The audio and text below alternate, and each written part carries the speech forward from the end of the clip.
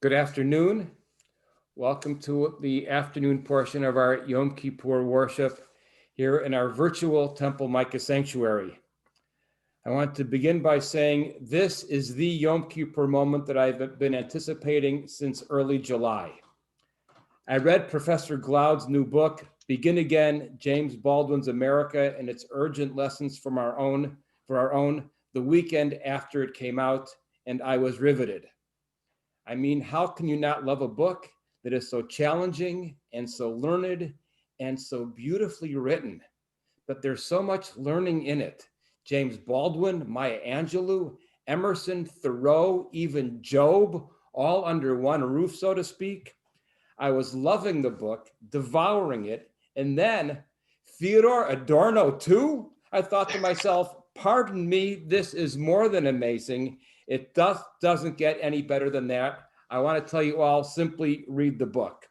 But I knew then and there that I wanted to invite Professor Glaude to speak to our Micah community, and then thought, why not spend serious time on Yom Kippur confronting what atonement might mean for our nation through the prism of this book. So I want to thank you first to Valerie Strauss, the member of our Micah community who introduced me to Dr. Glaude, and then again, too good to be true, another Micah member, Dr. Gayle Wald, was in graduate school at Princeton with Dr. Glaude 30 years ago when they met. So the afternoon fell right into place. Very, very, very brief bios. Eddie Glaude chairs the Department of African American Studies at Princeton University, and our own Gayle Wald is a professor of English and American Studies at George Washington University. We'll begin with remarks from Dr. Glaude, who will then engage in a conversation with Dr. Wald, or Gayle as we know her, on the book. Please send questions to me. Please send questions into the chat box. We will hopefully have time to work with a few of them towards the end of the conversation. And finally, the book's Dr. Glaude's searing quotation of Adorno I want to share with you. Quote, "Dwelling in the proper sense is impossible. The traditional residences we have grown up in have grown intolerable. Each trait of comfort in them is paid for with a betrayal of knowledge." This is so much the world we live in today. Dr. Glaude and Dr. Wald, Gayle, thank you so much for being with us. So much. It's all yours. Gayle, you're in charge. Hi, Professor Glaude, thank you so much for being here. It's nice to see you. I can go with questions right away, but maybe you want to start us off with a little bit of context? Sure. Well, first of all, thank you for inviting me to participate in this sacred day. I had to call my mother and tell her I'm so excited about sharing in this precious ritual. And so especially in this moment in which the country faces such a difficult time. Let me just say a few words. I want to thank Rabbi Zimmel and thank the Micah community for making all of this happen. And thank you, Gayle. It's wonderful to reconnect after all of these years. So look, I think at the heart of Baldwin's corpus is a kind of insistence tethered to what I call a revolutionary inversion. The inversion is that we aren't the problem, that we can't believe what the world says about us, that I never believed that I was the inward, that we had to interrogate why the country, why you needed it in the first place. Until we figure that out, we would find ourselves on this racial hamster wheel over and over again. And in order to really interrogate the question, why do we need these radical others, these folk who bear the burden of our sins, as it were? Baldwin would insist that we refuse, that at the heart of it is a refusal to tell ourselves the truth about what we've done, a kind of willful ignorance about the fact that we claimed to have built a democracy. But as he wrote in 1964 in an essay entitled The White Problem, he said, the founders of the country began with a fatal flaw. that these so-called these people who thought they were going to build a democracy also decided, to have chattel. And they said that the chattel were not human beings, that these men and women were not human beings. And he said that they had to say that because if they were not human beings, then no crime would have been committed. Mm-hmm. And he says that lie is the basis of our present trouble. So on the one hand, Baldwin insists that we're not the problem. That is, we have to deal with how to keep the ugliness of the world from taking root in our spirits.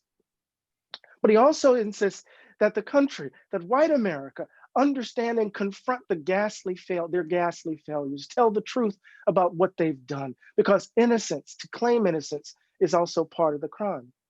So, because he says, the trouble is deeper than we wish to think because the trouble is in us. So tell the truth, offer a different story. That truth becomes the basis of a kind of reconciliation. It's almost like it mirrors Maimonides, right? It becomes the basis of a reconciliation, that if we tell the truth about what we've done, suddenly some things come into view that would not have ordinarily been in view. And then we can begin to come to terms with our ghastly failures, and that becomes the condition for us to imagine ourselves otherwise. So, as Brian Stevenson would say, truth and reconciliation is sequential. First, you got to tell the truth about what we've done, and then we can reconcile. And then that can become the basis for repair, for building a new world, as it were. So I decided to write this book because I found us, Gayle, back in a familiar place. Let me put it that way. I had to grapple with my own despair and my own disillusionment. Here we are, after 8 years of a Black man in the White House with all the vitriol of the Tea Party and the voter ID laws and the voter suppression.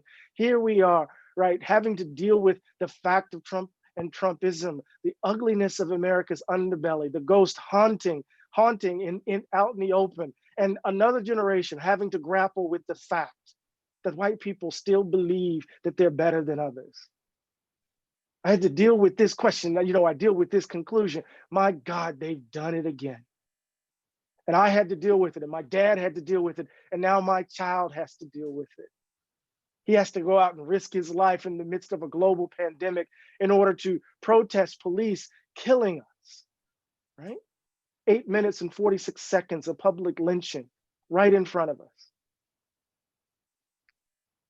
The police still killing us, of this haunting ritual of Black suffering and grief again and again, and consuming it, the nation consuming it almost like, pornographic images, just consuming our suffering. So I had to figure out how to pick up the pieces, how to keep my rage from blending with my despair. Mm-hmm. And so I reached for Baldwin. And it's right what Baldwin said, don't believe what the world says about you, and insist on telling the truth about who we are as a precondition for imagining ourselves otherwise. And it's also in Baldwin's work, and I'll say this and shut up so we can have a conversation. Baldwin, decidedly Pentecostal, his language is rooted, drenched in his own Christian upbringing. No matter how despairing he became, he still believed in a New Jerusalem. Mm-hmm. And he insisted that hope must be invented every day. Right? That's how he was able to pick up the pieces after they assassinated Dr. King. That's how he was able to continue to struggle and bear witness after he saw the eyes of these young folk who risked everything in the bowels of the South, who were committed to nonviolence, who then started screaming Black power, whose rage threatened to overwhelm their souls and their spirits. Baldwin believed that hope is invented every day. And that's not Panglossian optimism. That's not Voltaire's Candide. That is a blues-soaked sensibility. How do you get up in the morning when you know the world is saying that you're less than, when you know that the world is organized in such a way to deny your voice? He kept picking up the pieces. And so I scoured the ruins. And there I found the book Begin Again, which I think is a wonderful moment for us in this holy day, on this holy day, to think about atonement, race, and this country. Mm-hmm. Right? It seems to me that, my God, is something that we need to be talking about every day. Yeah, but I'll leave it at that. Well, thank you so much for this book. And the title, Begin Again, is such an appropriate title, not only for the project of the book, but for this day that we're observing together. And for people who haven't read the book, it's your engagement with Baldwin's texts and going back to those texts that you had been reading for all of these years and kind of weaving in and out of Baldwin's own truth-telling. But I wanted to start with the idea of witness. You repeatedly refer to Baldwin's witness, and not just witnessing as a verb, but to his witness as a noun. And can you talk about what that term means for you? I mean, in the post-Holocaust world, bearing witness obviously has such resonance for Jews, but witness also resonates in Christian tradition. So talk about Baldwin's witness and what that word witness means, why it's so important. You know, for Baldwin, you know, I came across this extraordinary transcript. I have to tell this story. So the first biographer of Baldwin is Fern Marja Ekman. And she began in the mailroom of the New York Post, and she rose to this extraordinary position. And she wrote this biography of Baldwin entitled The Furious Passage, published in 1966. And the biography is not very good. She tries to psychoanalyze him, but it's full of all of these first-person quotations, right? So I couldn't find the interviews. And Imani Perry, who's my writing partner, was like, well, why don't you call her? I was like, she has to be about 100-something years old. What do you mean? And so suddenly Imani looks at me, ignores me, and then goes upstairs. And in my inbox, there are these numbers. And so they're numbers that could be Fern Marja Ekman. So I called, and lo and behold, she was still alive. I made contact with her niece, Leslie Freeman, went up to, New York in Manhattan, uptown, and she didn't have the tapes, Gayle, but she had transcripts. Mm-hmm. And one of the transcripts where Baldwin defined witness. Mm-hmm. And witness, he says, is to make the suffering real. Mm-hmm. To make those who believe that it didn't happen understand that it did. That it has nothing to do with your ambition, it has nothing to do with your fear, but you have to bear witness to not only those who didn't survive, but those who survived wounded. Mm-hmm. To tell the story as best as one can, understanding that there were limits to how one could tell that story, mm-hmm. how one could give an accounting. So bearing witness for Baldwin meant making the suffering real. Because we live in a country that is constantly denying the reality of what it has done. This is the irony of the video footage around the police murders, right? So if we didn't have the video footage of Ahmaud Arbery, no one believed us. And it took 3 months until the footage emerged for those men who hunted him down like a dog to be arrested. But then that video footage of them literally being shot and killed was on loop. Mm-hmm. And folk were consuming the carnage. If we hadn't seen the video footage of what happened to George Floyd, what would have happened? We didn't have the video footage of what happened to Breonna Taylor, and look where we are, right? So Baldwin insists and insisted that, as writers, as poets, we try our best to capture what is happening, to be that witness in our lives, and in doing so, to run up against America's willful ignorance, right? By telling the truth about what has happened to those who did not make it, and to those who made it and who are broken and wounded. Mm-hmm. And this notion of truth-telling is particularly relevant for white people, and since we're here on Yom Kippur, let's just say white Jews. And you talk repeatedly through the book about Baldwin's critique of people who choose whiteness or are foolish enough to believe that they're white. Can you break this down for us? What does Baldwin mean when he talks about whiteness as a choice or as a foolish fantasy? Right, this belief that white people matter more than others, what I call the value gap, is predicated upon this idea that whiteness accords one some kind of advantage, right? That the value gap ought to be the basis for the distribution of advantage and disadvantage, and that whiteness is a moral choice. Although someone like Wendell Berry would say that the language of racism and the language of whiteness comes to him as naturally as language itself, right? He learned it from his mother's knee. We learn it as we navigate space. The built environment it reflects. Just think about DC, think about Princeton, right? You learn who's valued and who's not just by driving around our spaces, right? But what Baldwin wants to say is that none of this comes, right? None of this is preconscious, right? None of this is just, inherent to human beings, that we make a choice to embrace it. So he makes this distinction in The Evidence of Things Not Seen, last book published in 1987 about the Atlanta child murders. He makes a distinction between people who are white and people who happen to be white. And people who are white are those who are committed to the idea that advantage and disadvantage ought to be distributed along the lines of who's valued and who's devalued based on color, right? That whiteness ought to accord one a certain kind of position, right, in the world. Those who happen to be white are those who engaged in the ongoing work of deconstructing a world predicated upon the value gap, right? And he says, I happen to love a lot of people who happen to be white, and then they're white people, right? And I think that distinction is really important, because oftentimes when we invoke white people, some people think we're engaging in this crude generality, when in fact we're asking you to interrogate, your moral choices in this moment, right? To actually ask yourself, what am I doing to critique and to deconstruct the way whiteness distributes advantage and disadvantage in this country?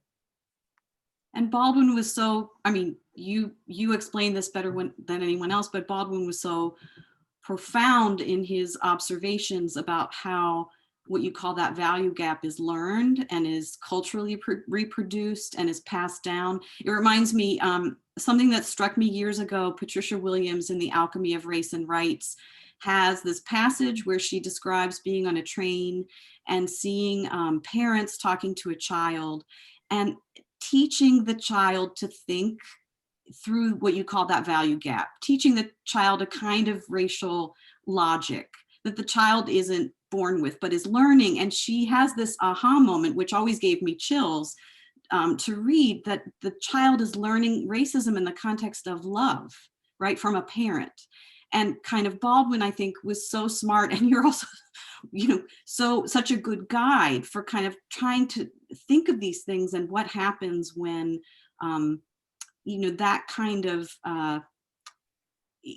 of wound happens, that wound of kind of learning that whiteness happens in the context of love, and the need to unlearn it. I think Baldwin really understood what was at stake.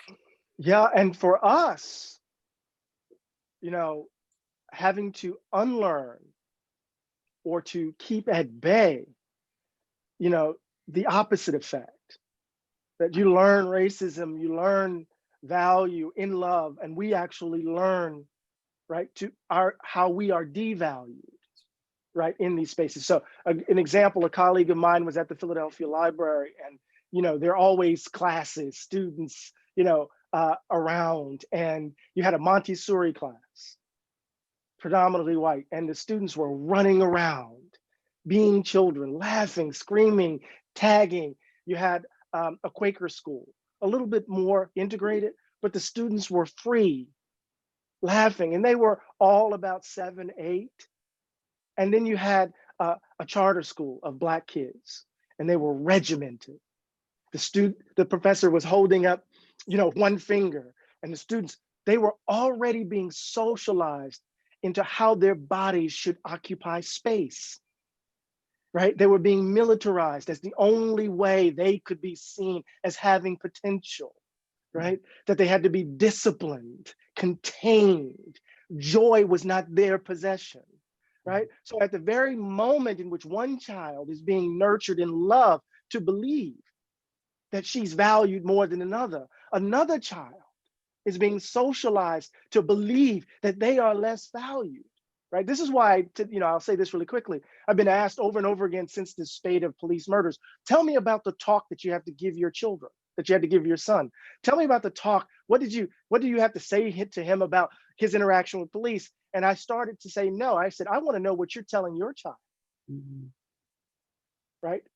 I know that whatever I tell my child about how to interact with that police officer will not keep him alive if that police officer has decided that day to kill him. But what are you telling your child about race and racism, such that that child, if he or she becomes a police officer, will encounter my baby differently? You see? So it's like the twinning of these stories, right? And how we come to learn, right, this ghastly ritual, right, of American life, right? How we come to participate in it, rather. Baldwin was particularly scathing when it came to white liberals who arrogantly congratulate themselves for having overcome racism, but who are not yet willing to concede power or status. And you introduce in your book the notion of the racial philanthropist. Can you explain this? Oh, absolutely. Baldwin, he was testifying before Congress with Betty Shabazz, the widow of Malcolm X, and he makes this very, powerful and provocative statement about liberals. He's very skeptical of white liberals. He's skeptical of people, as he put it, who want to do something for me as opposed to with me. Right? What happens when we view racial justice or racial equality as a philanthropic enterprise? Right? That means we're caught, we're trapped in the old frame, because you know what? Justice and equality is not yours to give. And as long as you believe it's a philanthropic enterprise, then you're still stuck within the frame, right?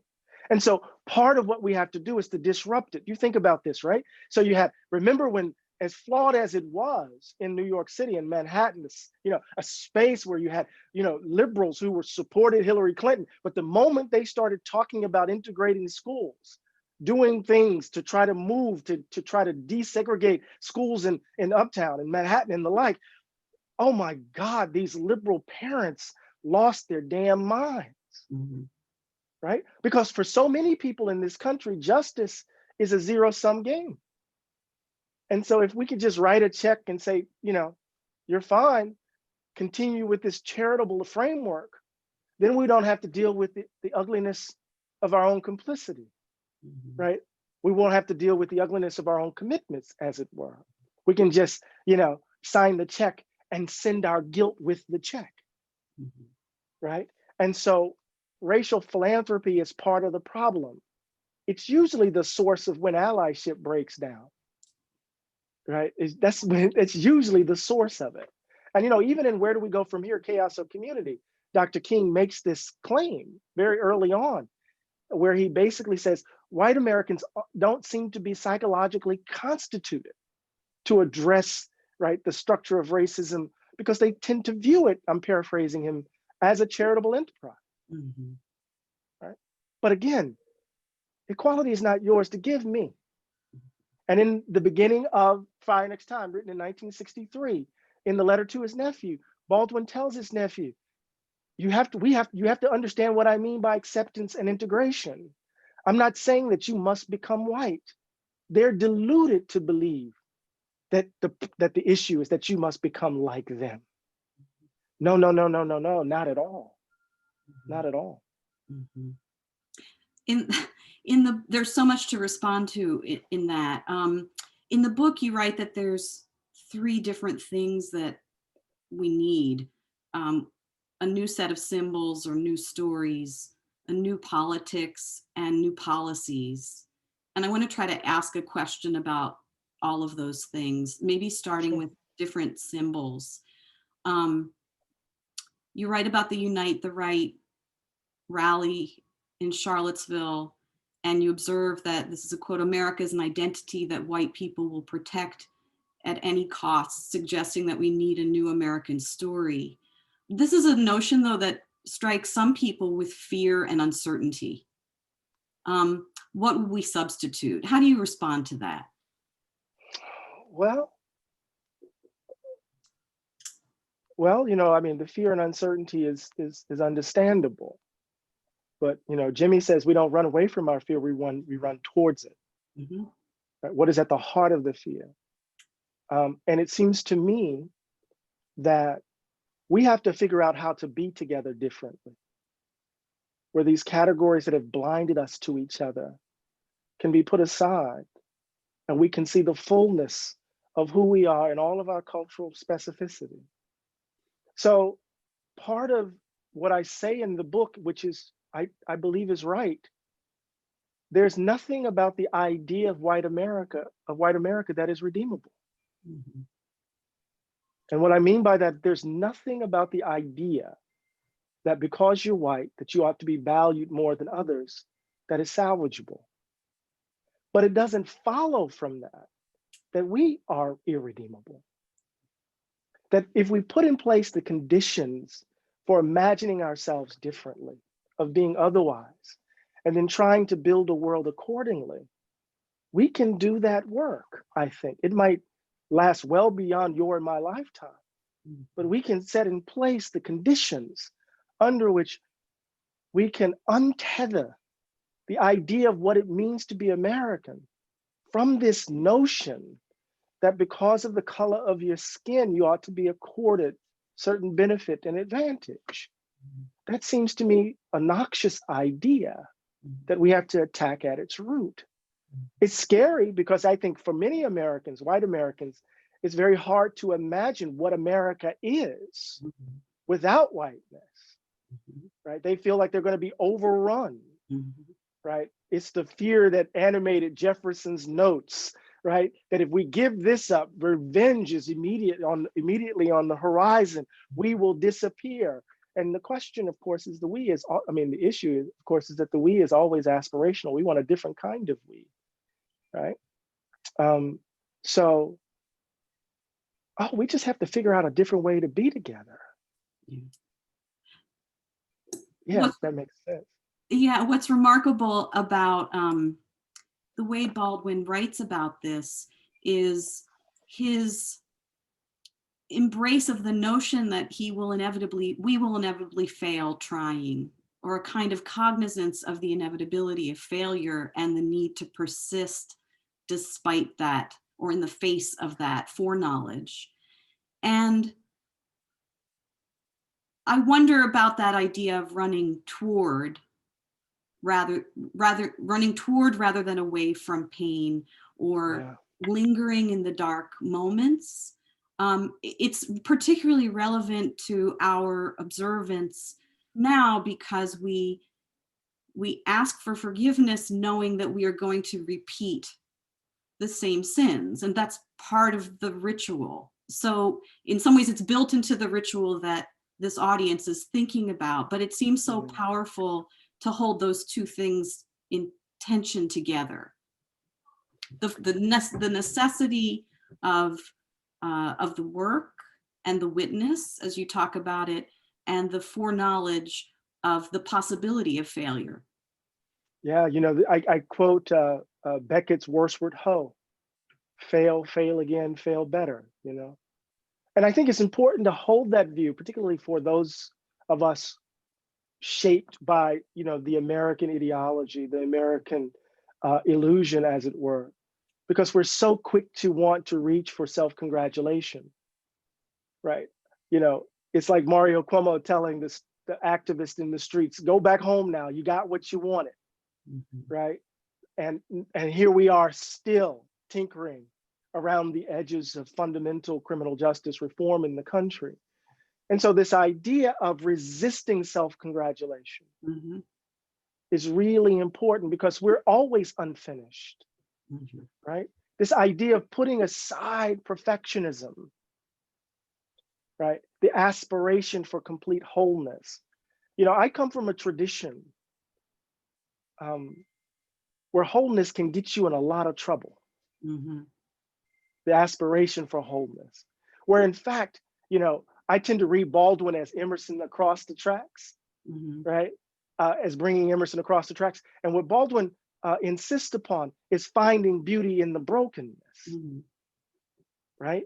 like that form of pottery, that Japanese pottery, kitsugi, right? It's a crack, but it's filled with gold. The crack doesn't disappear, right? So the objective is to find beauty in the wholeness, not wholeness. I mean, beauty in the brokenness, not wholeness itself. And so to orient oneself to the task, not with the assumption that you're going to resolve the problem once and for all, but to understand yourself as fallen and finite, as prone to mistake over and over again, means that you have to develop the capacity of due diligence, a stern discipline, to continue to get up, to try, right? To try to be different with no guarantee of a satisfactory outcome. Right. And that's a blues sensibility to my mind. Well, that idea of no guarantees and the necessity of continuing, and the kind of conundrum of always acting in the hope that the actions will be the right ones, but never having that confirmation in advance. Yeah, that's Du Bois's hope, not hopeless, but unhopeful, right? In the Souls of Black Folk. But go ahead, I'm sorry. No, I was going to say, in terms of the way you talk about policies, one of the policies you talk about is, kind of really a policy that would think through reparations. And I wanted to ask you about that because, about Yom Kippur today, we're thinking about apology as a starting point, not an end point, a beginning of healing. And that seems relevant to the way that you talk about reparations in the book. And I wonder if you could talk a little bit more about that. Right. Like I said, I agree with Brian Stevenson that truth and reconciliation is sequential. You got to tell the truth first before you can reconcile. And reconciliation becomes the precondition for repair. And you have to tell the truth about how this happened. I'm not here by accident. Ghettos aren't by accident. They're a result of policy. The segregated school system isn't, simply an accident. It has everything to do with housing policy. It has everything to do with how we tax property, which reflects residential segregation, right? Healthcare disparity, that's not an accident. When we look at the actual substance of racial inequality in the United States, it's not because Black folk are lazy and that we can't save. The wealth gap isn't a result of my parents not being able to put money away. It has something to do with us being locked out of the moment when the vaunted middle class in the United States came into existence, right? How there was a dual housing market and a dual labor market, and where we were located. And my daddy couldn't go to Princeton, right? Even as smart as he is, he wouldn't allow. There's a reason why Paul Robeson went to Rutgers, right? So policy, intention produced this. So the expectation that, it's just going to resolve itself is wrong-headed at best and bad faith at worst, right? And so it seems to me that repair involves, right, a direct and deliberate attempt to address what we have wrought. Our choices made this happen, right?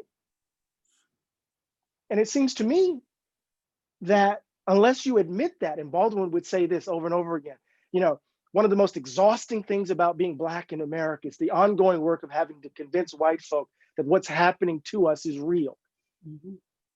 And the reason why that's so hard is that to concede what is happening to us is real is to concede something about yourself, right? And that's difficult to do. But innocence is the crime. Well, and it's interesting that you bring up the word innocence there, because I was thinking, Ta-Nehisi Coates, who's perhaps the most, of the contemporary people who's making a case for reparations. He's the most prominent, but one of the things that he points out in his writing is that the case that he makes is drawing together decades, if not centuries, of scholarship. In other words, the knowledge is there. It's not just that somehow Ta-Nehisi Coates talks about himself as aggregating what's already been talked about. And so there is a kind of way that, I think you're getting at this kind of innocence, which is a kind of, at some level, willful not knowing. It's right in front of you. And talking about witness, right, you have the testimony of other people in the world saying, this is my experience. And somehow a refusal, really a profound refusal to hear that. And the refusal is layered, because this also involves a refusal to acknowledge our dead. The way in which we play so fast and loose with this stuff, right? The way in which, for example, we talk about the criminal justice system, and I was telling, as I was on MSNBC and talking about this stuff, I remember saying to folks, if you subtract the rubber bullets and the tear gas, and you see how the police are treating the protesters, and I said, that's the way our communities are policed every day. Spite, scorn, bullying, right? And then death is a consequence of this kind of aggression, right? It's the straw that breaks the back of a former police. And then we run past our dead so quickly, right? So this innocence and this forgetfulness, right, involves ignoring, right, all the wound and trauma that we carry forward. And I don't want pity. I don't want crocodile tears, right? That's not what we're looking for. But Al Rabito, who you knew, right, and know, was my professor at Princeton. He didn't grow up with a father because a white shop owner thought that his father's willingness to take up for the dignity of his wife warranted a bullet in his head. Cornel West jumped in a pool in Sacramento, and all the kids jumped out, and then they emptied the pool of water while he was in it. The wounds aren't abstract. Our dead aren't in the distant past. Or even think about that Philando Castile's that young baby who in the midst of Philando Castile in Minnesota being killed by a police officer who's too scared to have the legitimate use of deadly force in his hands, right? She has to find the maturity in that moment to console her mother. Mommy, I'm here, right? So the willful ignorance, the refusal to acknowledge, right, plays fast and loose with our dead and our wound and our trauma. And it gives our rage a kind of bitterness, an edge to it, as it were. I mean, I think there's, one question that could be asked is, kind of in response to the conversation we were having earlier about liberals, what do liberals do? But thinking about what you're just saying about trauma, right? And in the book, you talk about Baldwin post-1968, after his incredible struggle with depression after King and others are murdered, that Baldwin talks about not having to look to, kind of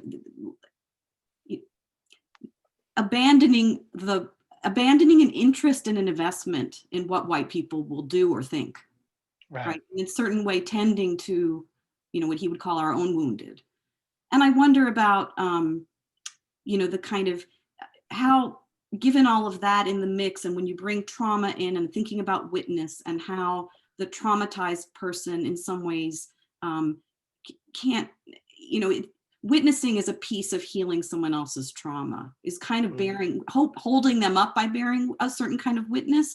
And I wonder how that fits with the idea of like the kind of question that I think you probably get a lot. What can we do? What can we do? Yeah. The latter part of Baldwin's career, he changes what I call his we. Just to answer the first part of your question, he changes, his we shifts, and he's not concerned with, convincing white people that they ought not hold the views that they hold. Mhm. He's not so much concerned about forcing America to confront reality and to cease fleeing it. He wants to insist that those who are committed to a more just world work together to build it. Mhm.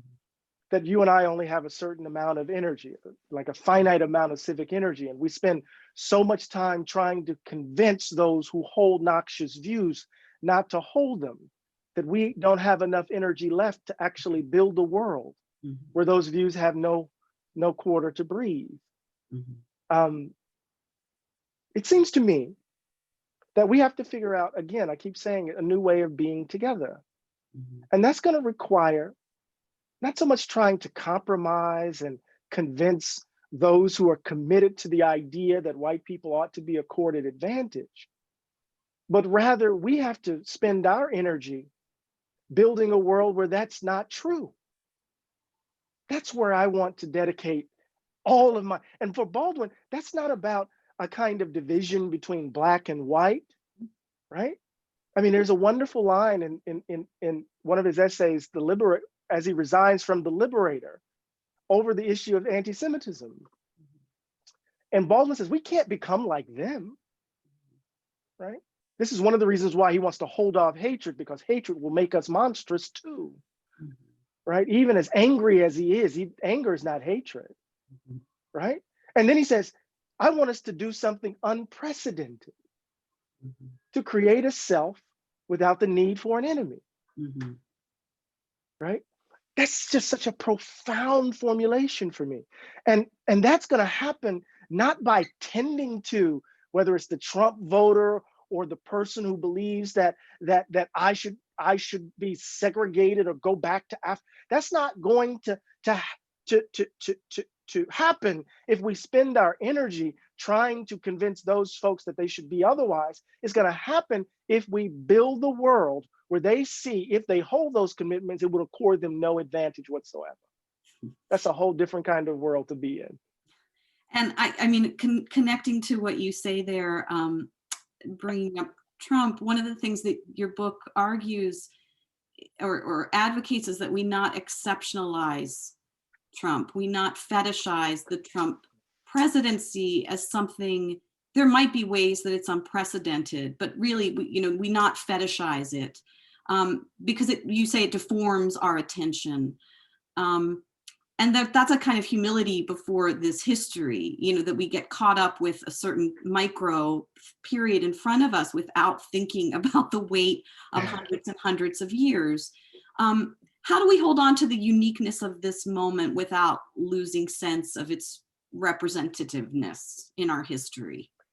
Well, one of the ways we hold on to the uniqueness of it is our presence.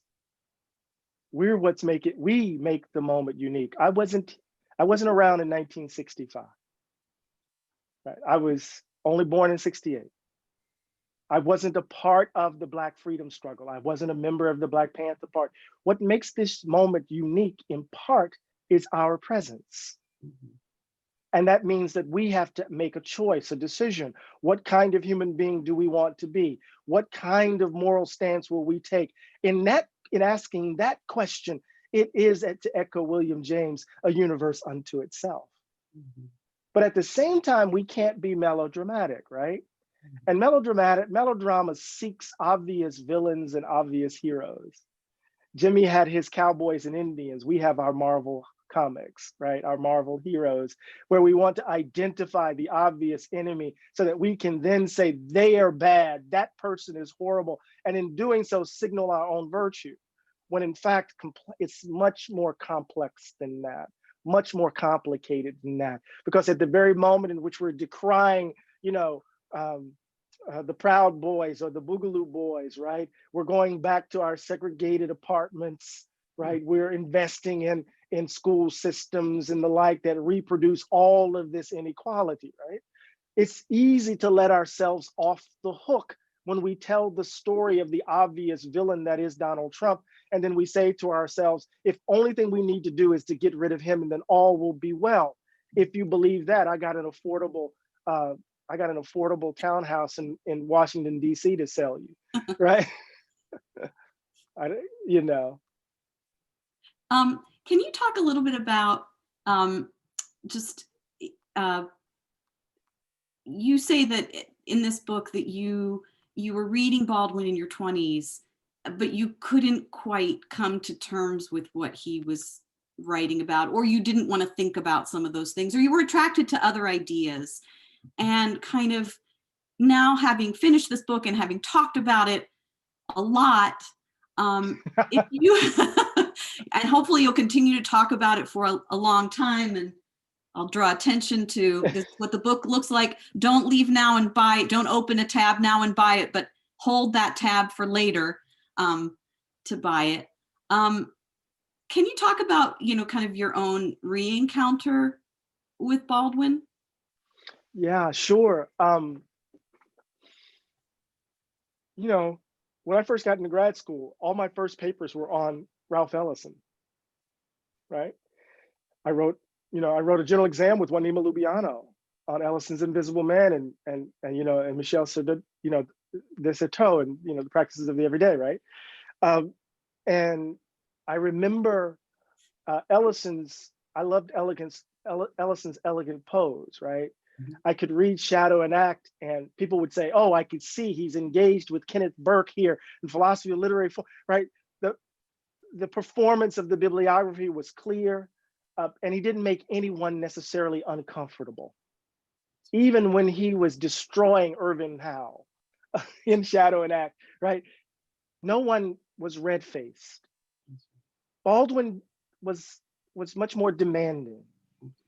Not only was he asking of me questions that I didn't want to answer, that I didn't have the capacity or the maturity to engage, but he was asking something of my white counterparts that made them really uncomfortable, that I then had to manage. And I just wasn't mature enough to deal with that.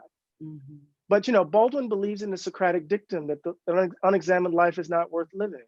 And so there's this ongoing demand. He's an exacting companion. That to read him, you have to examine the scaffolding of your own lives.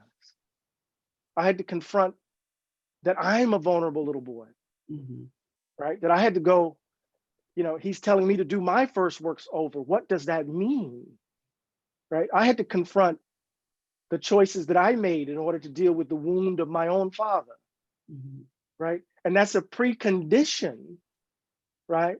A precondition to say anything about the world. And I just wasn't mature enough to do it. But when I finally started reading him and reading him closely in the latter days of my graduate school career, my God, what did he give me? I could be angry and loving all at once.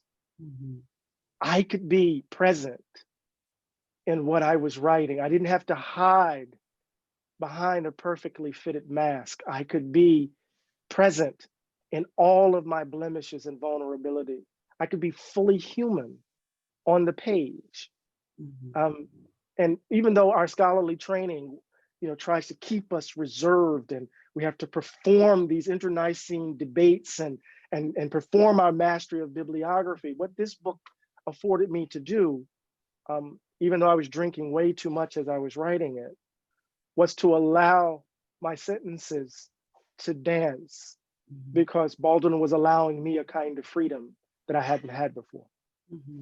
That's, thank you for your frankness there. I think it's so evident on the page.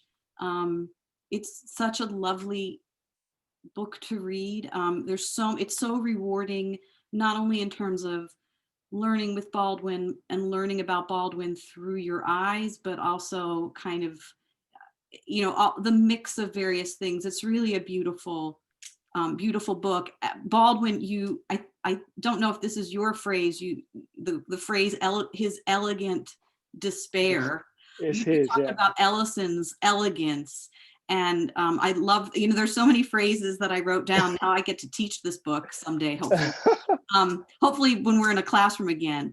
Baldwin's elegant despair, and that I love that phrase because it keeps so many things in tension, and particularly kind of beauty as well as despair at the same time. And I think you managed to pull that together so well in the book.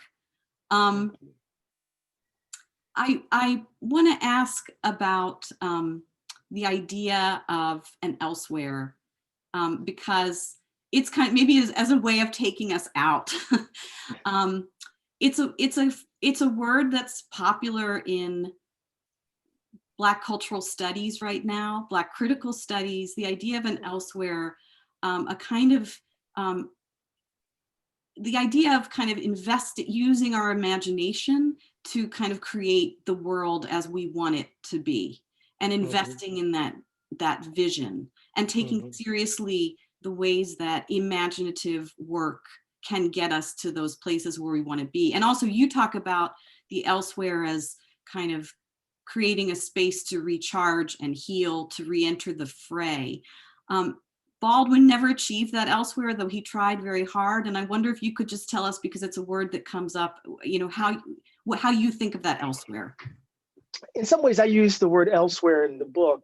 I should say, let me say this, that chapter almost wasn't written.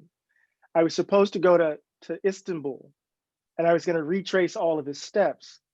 But as a critic of Trump in Erdogan's Turkey, I was advised not to go. That's right. To give you a sense of the real stakes of some choices that I had to confront. And so my editor kept asking, well, why don't you just go interview some activists? And I was like, we're always extracting from activists. We're always wanting to take from them. Why don't I try to write something for them, given that part of the motivation for the book was to speak to those activists in 2014 in Ferguson, many of whom were dying. Some of suicide, right, in the post-Ferguson moment. And so elsewhere is you know, a term that I came across not in Black cultural studies, but you know, in Susie Hansen's work, who is a reporter who had written this book about Baldwin in Istanbul in Turkey. And I was trying to wrap my mind around why Jimmy he hated the language of exile. Even though he used it in Nobody Knows My Name, he doesn't see himself as an exile. He described himself as a transatlantic commuter in some ways. And so there's this sense in which he was constantly trying to find spaces that would give him the requisite distance to say something about the country, to kind of step out of the everyday battle with what's coming at you when you in this place as a Black man and woman in his day and in mine. So in elsewhere, you can't necessarily end up in Istanbul, or you can't end up in St. Paul de Vence. And elsewhere for me became this place. What was it about those places that were important to him? And it was a kind of community of love, you know, a community that allowed him to laugh full belly laughs, a community that allowed him to rage, to be vulnerable, to collapse, who loved him not because he was on television or that he was some, you know, celebrity, but who loved him for him. You know, there's this moment in Sadat Peké's extraordinary short film From Another Place where Baldwin is standing on the balcony and he turns and his eyebrows are furrowed and he looks, and then suddenly he sees something and his face just explodes in joy. To be in that kind of space allows a kind of replenishing, right? And then there's this engagement in the chapter in the background with the debate between Michael Walzer and Edward Said about the distance the critic needs. You know, Walzer says, you know, social criticism is measured in inches. And Said says, the social critic, right, you know, never solidarity before social criticism, right? And they're two sides of the same coin in interesting sorts of ways. And that moment, how do you acquire the distance requisite to see the place, right, that you love and that requires critique? And so I was trying to find those kind of spaces in the text. And so I named it all elsewhere, right? That which allows us to replenish, that enables us to dream new dreams and then to re-enter the fray refreshed. Mm-hmm. Speaking about the distance and the perspective, I want to ask about, you talk about kind of changing the American story and coming up with new American symbols and kind of the kind of attachment of a certain notion of whiteness to a certain notion of America. And I wonder whether, one of the things that's striking about Baldwin, and for people who haven't studied Baldwin with the depth that you have, Baldwin spent many of his most productive years as a writer living abroad in France and Turkey. And I think people even who know that Baldwin was in France know less about the fact that he spent a lot of time in Turkey.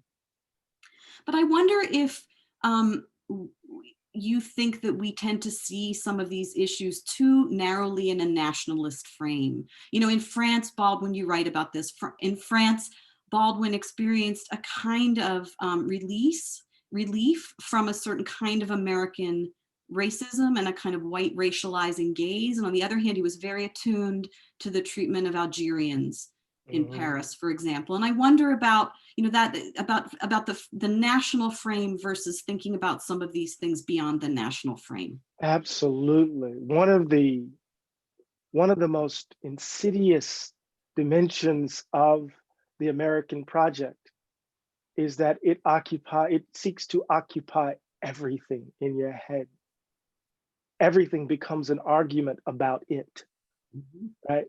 And so how does one get the requisite distance so that you can say something meaningful and different and insightful about the place, right? So when I was in Heidelberg, I wrote the introduction to the book basically in Heidelberg. I figured the book out while I was in Heidelberg. And the first thing I see 2 hours in the place, 4 police officers with their knees in the back of a Black man who's screaming at the top of his lungs. And the one thing I didn't have to do was go home and look at my son. I didn't have to go on television and talk about it, right? I went home, I went to my flat and wrote. And that's not me abdicating responsibility, it's just having the distance to be able to process it, And it's like, because I'm a pundit, on top of all the other things I do, Trump seeks to occupy everything in my head. Negatively, positively, he wants to occupy every nook and cranny of my brain. And in doing so, right, he paralyzes you, right? You don't know how to move. And so what does it mean to get distance from the white noise so that you can hear and see more clearly? So America thrives in its provinciality. It's the fertile soil that allows us to think that we are the greatest thing to ever the greatest nation to ever exist. That's part of the work of the place, and to believe that is to insulate the country from criticism in some ways, if that makes sense. I see Rabbi Daniel just showed.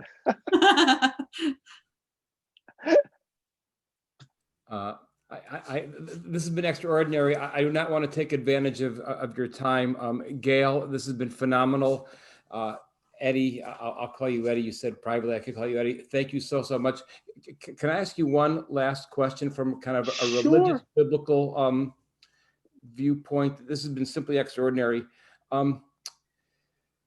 There's a Talmudic teaching that essentially says an outsider could not have come to Sodom and Gomorrah and help them behave better. In order to cure the ills of Sodom and Gomorrah, one had to be from Sodom and Gomorrah.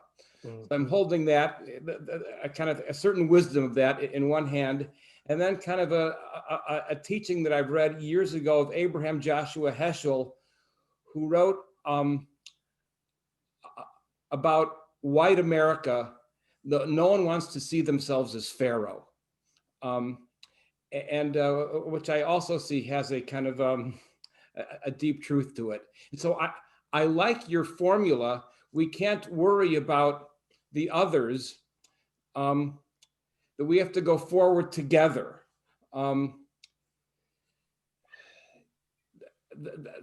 That by itself seems like a huge challenge, because so much of what enables this country to go forward is public policy. Right. And it's so hard to formulate public policy in this climate. Do you have any thoughts about that? I know it's a horribly complicated, entangled question, but I just wonder, because when it's not public policy, it can feel like philanthropy. Right, absolutely. I should say up front that, the political theorist Michael Walzer has been really important for how I think about matters.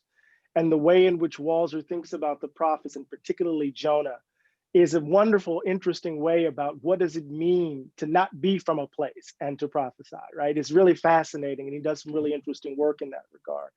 So that's just to come at it from a different kind of to answer the first part of the question from a different angle. Let me give you an example, Rabbi. When Ronald Reagan was running for the presidency in '79, many people believed that he was absolutely crazy. Most of us don't remember because of how his narrative has been revised. But many people thought he would start World War III. George H.W. Bush called his view of trickle-down economics as voodoo economics.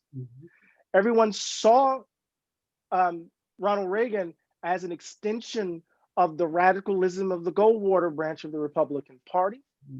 And so there was this view during the debate. Everyone knew that they wanted to fire Carter, but the debates were really about, was it safe enough to choose Reagan? Now, the Reagan Revolution did not presuppose as a condition of its success convincing those who thought he was a quack that he wasn't. They just acted. You see? Reagan changed, to use Anand Giridharadas' metaphor. Prior to Reagan, we had been playing on a field that had been shaped and built by FDR. Reagan didn't ask those people who were committed to the New Deal or to FDR whether or not they wanted to change the pitch. He just changed it. They changed it at the level with taxes. They changed it with deregulation. They changed it, all right, in terms of how they would imagine the role of government. And we have been living within that frame or playing on that field for the last 40 years. And it did not happen because he presumed that he had to convince Walter Mondale and those older other folks that his view was better. Oftentimes we believe that what we have to do is convince, right, others that our view is right, when in fact what we need to do is to try to build that world, and then folk will either say, this is good, I need to join, or we need to work to change it, right? So I'm just thinking, my energy is finite, but you and I together can build a just world. And I think that's what we need to do, and then force a choice on others, right? And I know that verb scares the hell out of some people, but I wonder why it scares them about this world as opposed to the world they consented to that came into existence in 1980. That makes sense? That's a great answer. It's a great answer. And I'm so glad you mentioned the name Michael Walzer, because in thinking about your being with us, one of the earlier great moments a couple of years ago was when Michael Walzer was a guest of ours at Temple Micah. And I put you in that total, you're in that pantheon. And I really, really hope in some ways our relationship can continue with the Micah community. This has simply been extraordinary. I've been blessed. Thank you so much for everyone. Thank you, Gayle.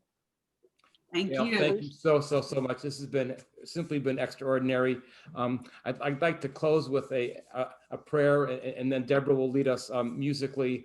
And then all of Temple Micah, all of you are out there, we're going to give you now the afternoon break once this closing prayer is complete. From the harm we have caused in the world by turning aside from serious matters. Wealth without work, pleasure without conscience, knowledge without character, commerce without morality, science without humanity, worship without sacrifice, politics without principle. Forgive us, pardon us, grant us atonement.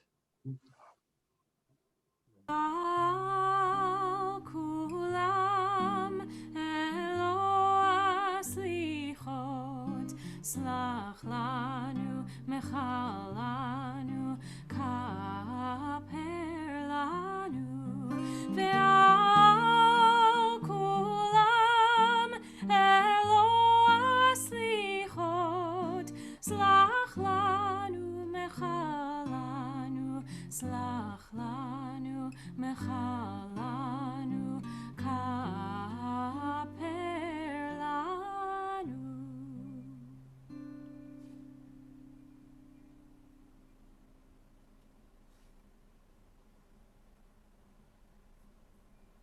See you later in the afternoon, 5:30, we start again.